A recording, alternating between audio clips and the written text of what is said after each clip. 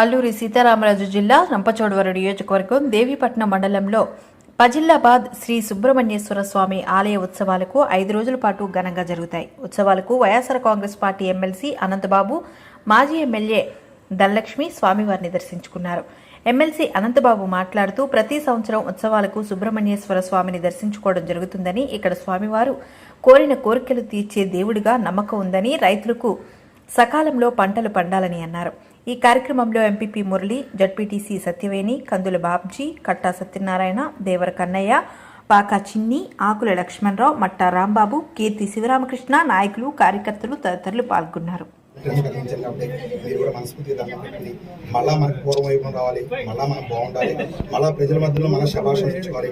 అన్ని కూడా ఆ స్వామి అనుగ్రహం కలగాలి. త్వరగా అవామహే అవామహే కవిం కవీనా కవిం కవీనా మమస్రమస్రమం మమస్రమస్రమం జ్యేష్ఠరాజ్యం బ్రాహ్మణాం బ్రాహ్మణ బ్రాహ్మణ ఆనశన్మన్నోదవి నోదవి శ్రీదసాదనం ఓయే ప్రతిష్టతి.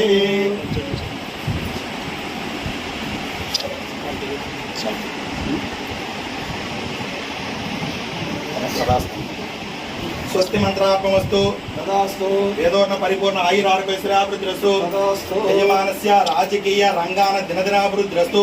నరఘోష నివారణ ప్రాప్తి సిద్ధిరస్తు. అఖండ కార్య జయ విజయ దిగ్విజయానుగ్రహ సిద్ధిరస్తు.